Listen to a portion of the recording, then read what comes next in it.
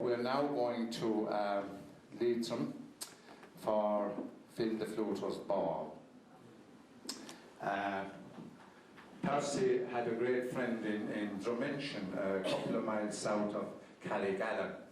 He was a Reverend James Godley and his family who lived in Drummenshin House. It's still there. There's a family of Pattersons living there now and have been. Is there anyone from that family here maybe? No? And they've been living there for many, many years. But Percy in his travels up there always called to the Godleys and used to stay there. And one day when he went there, James Godley told him that there was a neighbour of his was having a holy that night, and in a neighbouring house, and the neighbour's name was Phil Riley. And Phil was a poor man, like everybody at the time, and he used to be able to pay his rent sometimes. So he'd have a holy, and he'd get someone to pass the hat around, and normally they'd throw in a shilling or sometimes 2 shillings into the hat. Now Phil used to provide any food or drink for these holies. The neighbours understood the situation and they all brought their own drink and combustibles, as he said himself. So he had no outlet, and so Percy was delighted. He went to the holy, and he was known as Phil the Fluter locally, and he was a good flute player.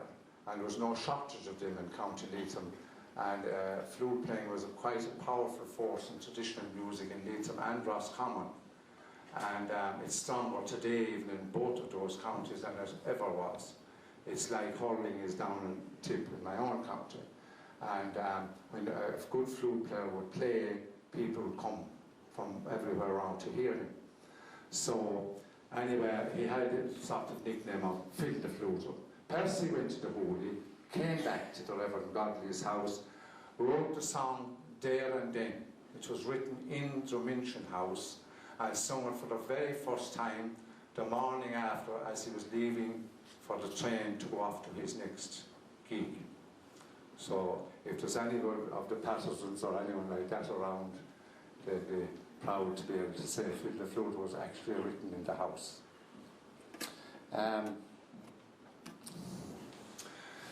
Have you heard the Phil the Fluter from the town of Ballymoke? The times are going hard with him, in fact the man was broke. He just sent out a notice to his neighbours one and all, as to how he'd like their company that evening at the ball. When writing out he was careful to suggest to them, if they found a hat of his conveying to the door, the more they put in, whenever he requested them, the better would the music be for battered on the floor, with the toot of the flute and the twiddle of the fiddle, hopping in the middle like a heaven on a griddle, up, down, hands around and crossing to the wall. Oh, hadn't we the gaiety of Phil the Fluter's ball?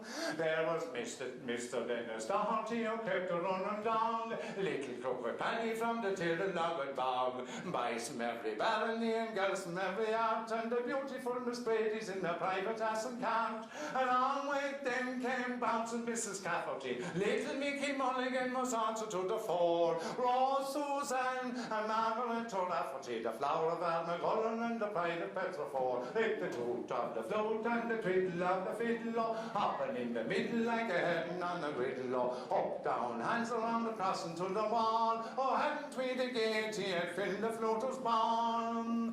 First little Mickey Mulligan gets up to show them how, then the widow Cafferty steps out and makes her bow. I could dance you off your feet, she as sure as you were born, if you'll only make the piper play the hares in the corn. Phil plays up to the best of his ability, the lady and the gentleman begin to do their share. Faith in me, 'tis you that has agility, begotten Mrs. Cafferty, you're leaping like a hare, with the toot of the flute and the twiddle of the fiddle, hopping in the middle like a heaven on a griddle, up, down, hands around and crossing to the wall. Oh, hadn't we the gaiety at Phil the Fluter's ball?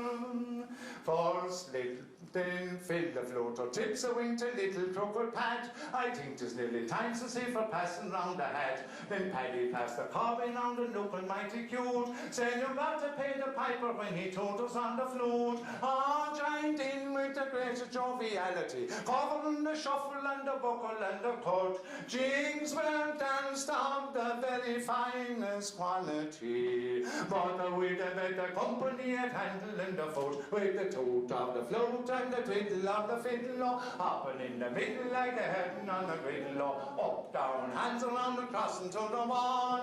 Oh, hadn't we the gaiety at Phil